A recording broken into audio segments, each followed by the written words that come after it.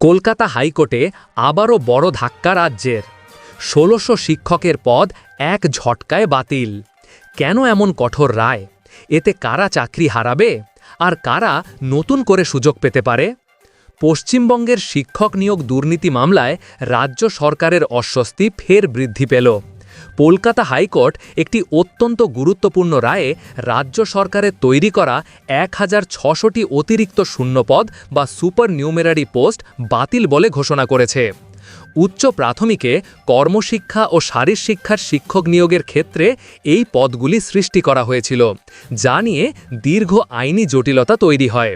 বিচারপতি বিশ্বজিৎ বসুর এজলাসে এই মামলার শুনানি চলাকালীন আদালত স্পষ্ট জানিয়ে দিয়েছে যে আইনি প্রক্রিয়ার বাইরে গিয়ে এই ধরনের পদ তৈরি করা সম্পূর্ণ অবৈধ। শূন্যপদের বিস্তারিত পরিসংখ্যান।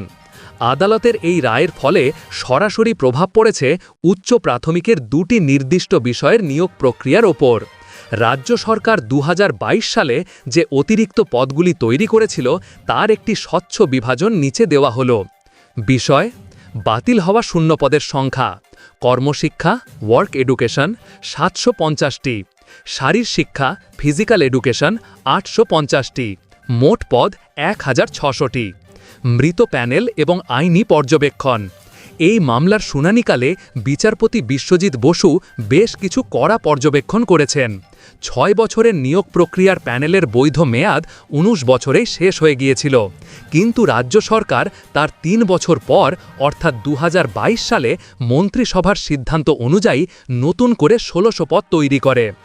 আদালত এই পদক্ষেপকে তীব্র ভর্ৎসনা করে জানিয়েছে যে একটি প্যানেলের মেয়াদ শেষ হয়ে যাওয়ার পর সেখান থেকে নিয়োগ করা সংবিধান সম্মত নয়।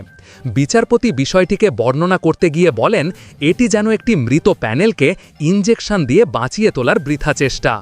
প্রশাসনিক ক্ষমতার অপব্যবহারের অভিযোগ।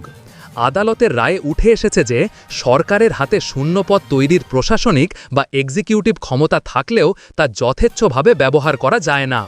২০২২ সালের মে মাসে রাজ্য মন্ত্রিসভা যে সিদ্ধান্ত গ্রহণ করেছিল এবং ১৯শে মে যে বিজ্ঞপ্তি জারি করা হয়েছিল তা আজ আদালত খারিজ করে দিয়েছে। বিচারপতির মতে সরকারের ক্ষমতা প্রয়োগের মাধ্যমে অন্যের অধিকার হরণ করা বা নিয়ম বহির্ভূতভাবে পছন্দের প্রার্থীদের সুবিধা করে দেওয়া আইনের চোখে অপরাধ।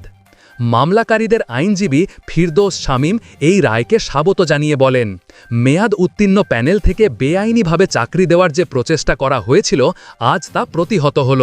তিনি দাবি করেন, এই তালিকা বাতিল করে নতুন নিয়োগ প্রক্রিয়ার মাধ্যমে যোগ্য এবং বঞ্চিত প্রার্থীদের সুযোগ দেওয়া উচিত।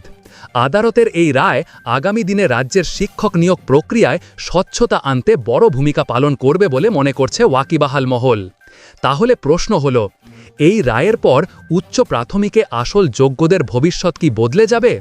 আপনি কি এই রায়ের সঙ্গে একমত? কমেন্টে জানান আপনার মতামত। নিয়োগ মামলা সংক্রান্ত আরও আপডেট পেতে লাইক, শেয়ার আর সাবস্ক্রাইব করুন।